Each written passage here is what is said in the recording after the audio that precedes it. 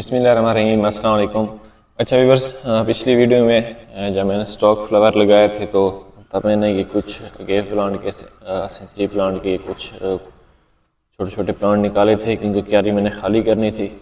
तो ये 3 part plant निकले थे, तो अभी इनको मैं शिफ्ट करने लगा हूँ गमले में, छोटे गमले में, ताकि ये जो है ग्राउंड कवर का काम दे सकें जब हमारे बड़े प्लांट होंगे। जैसे कि ये देखिए, तो इनके नीचे मैं इनको ग्राउंड कवर दे सकूं।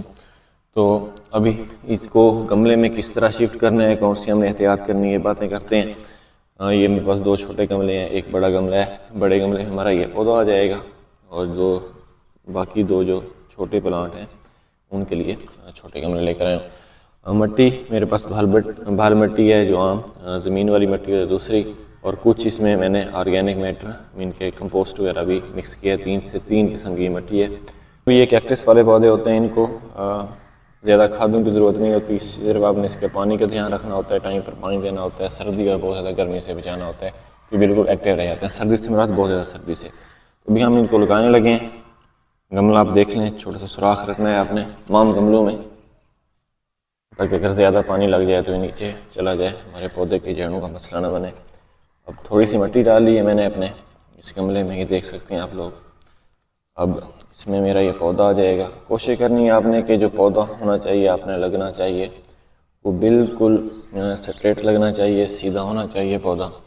क्योंकि मेरे एक हाथ में मोबाइल है, मैं फिर भी आपको इसका थोड़ा सा, क्योंकि अगर आपका ये पौधा जो है सीधा लगेगा तो इसकी ग्रोथ जो है वो अच्छी होगी।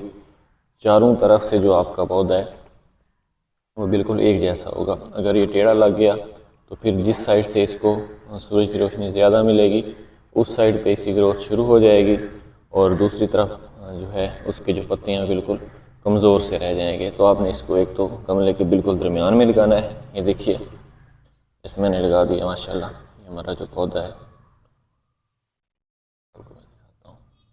ये लग चुका है, बिल्कुल मिड में लगा है, खूबसूरत भी लग रहा है। अब हम इसको पानी लगा लेंगे। तो इसी तरह आपने ये छोटे पौधे भी लगा लेने हैं। मैंने अभी ये लगाए हैं, इसकी ये जड़ें भी देखें, फुल रूटिंग वाले पौधे हैं। कल आपके सामने निकाले थे जो मैंने पिछली वीडियो स्टॉक फ्लावर लगाने वाली बनाई थी। तो ये बहुत सख्त जान पौधे होते हैं, आपने कोई टेंशन नहीं लेनी है। बहुत किसी मौसम में आप इसको रिपोर्टिंग कर सकते हैं, ज़मीन से निकाल कर दूसरे गमले में शिफ्ट कर सकते हैं, एक गमले से दूसरे गमले में शिफ्ट कर सकते हैं।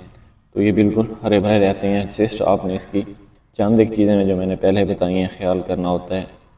सही टाइम पर आपने पानी देना है, जब पानी कम देना है, लेकिन जब इसको ज़रूरत हो तब आपने लाजमी पानी देना है।